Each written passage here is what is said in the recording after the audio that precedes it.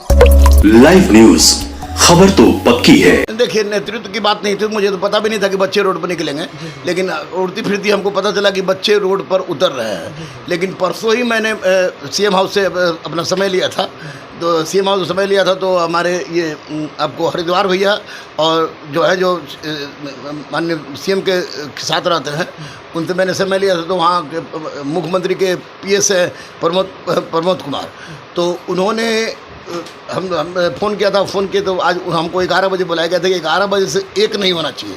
तो हमको समझ में नहीं आ रहा था कि इतना अर्जेंटली क्यों। तो 11 बजे मैं और एक और बच्चा अनुराग जो शिक्षकों का ही करता है, तो हम लोग गए वहाँ पर। तो पता चला कि माननीय मुख्यमंत्री दिल्ली निकलने वाले हैं।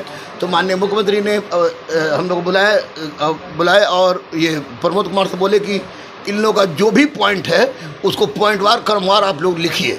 तो हमने चलते चलते माननीय मुख्यमंत्री से बोला कि सर, आप ही के द्वारा बिहार में इस तरह की व्यवस्था की गई है, तो सप्लीमेंट्री रिजल्ट जारी हो, और ख़ासकर उन बेटियों के लिए जिनके हस्बैंड हो या माँ बाप हो किस तरह एन प्रकार कर उनका बीएड कराता है और उनका एज समाप्त हो गया, तो एज में उनको छूट मिलना चाहिए, और एक पद पर एक ही व्यक्ति की रिजल्ट हो। और साथ ही साथ डोमिसाइल नीति की हम लोग बात किए। 12 कार्यक्रम 12 को ही था, लेकिन सप्लीमेंट्री रिजल्ट डोमिसाइल और एज रिलैक्सेशन और एक व्यक्ति एक पद वाली बात मुख्य रूप से हम लोग सामने रखे। तो डोमिसाइल पर माननीय मुख्यमंत्री की ओर से यही हुआ है कि इस पर हम बाद में बात करेंगे, लेकिन जो एज की बात है और सप्लीमेंट्री रिजल्ट की बात है, तो उसको हम लोग गहरा से देखते हैं, दिल्ली से आते बात करते हैं। तो उसके पश्चात माननीय मुख्यमंत्री ने कोई मुरारी जी करके मेरा फ़ोन नंबर और पता पूरा ले लिए, बोले कि दिल्ली से आएंगे तो इस पर बात करेंगे।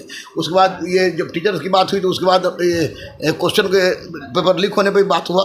तो माननीय मुख्यमंत्री ने आश्वासन दिया कि विदिन 10 डेज, मेरे दिल्ली से आने के बाद विदिन 10 डेज जिस तरह की व्यवस्था यूपी में हुई है, जिस तरह की व्यवस्था आपको केंद्र में माननीय प्रधानमंत्री ने किया है, उससे कड़ी व्यवस्था बिहार में होने जा रही है। पेपर लेके मामले में सप्लीमेंट्री रिजल्ट और एज रिलैक्सेशन के बारे में मैं पॉजिटिव हूँ, क्योंकि माननीय मुख्यमंत्री का और उनके पीएस का और सिद्धार्थ सर का, इन तीनों का एटीट्यूड बहुत ही पॉजिटिव था। लेकिन ये डोमिसाइल नीति के बारे में हम कुछ नहीं कर सकते। लेकिन सप्लीमेंट्री रिजल्ट और एज वाले में वो लोग पूरी तरह से पॉजिटिव, हाँ बिल्कुल। और उसके बाद माननीय मुख्यमंत्री आएंगे, तो आने के बाद फिर हम मिलने जाएंगे। 1 और 2 दोनों की बात हुई। 1, 2 दोनों की बात हुई, और थर्ड में जो गुंडागर्दी उसकी बात हुई।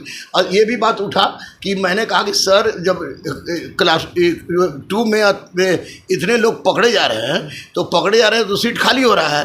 तो जब सीट खाली हो रहा है तो उसको सीट को खाली करके दूसरे में जोड़ने से अच्छा है कि इसी में जो बच्चे हैं उनसे उनको भरा जाए।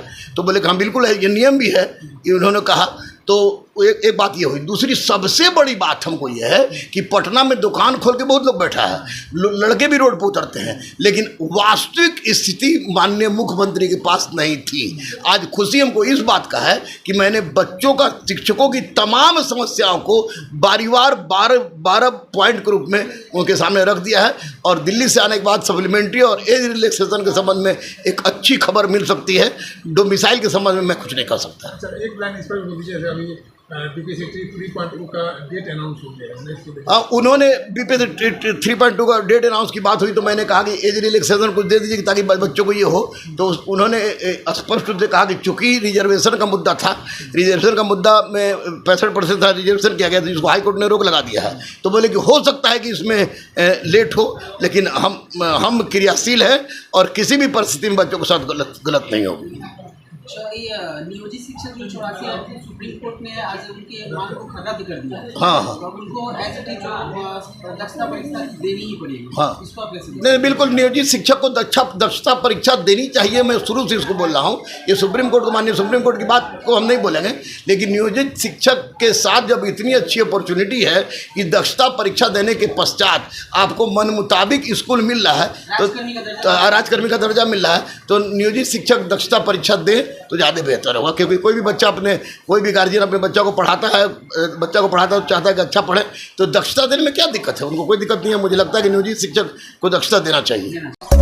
लाइव न्यूज, खबर तो पक्की है।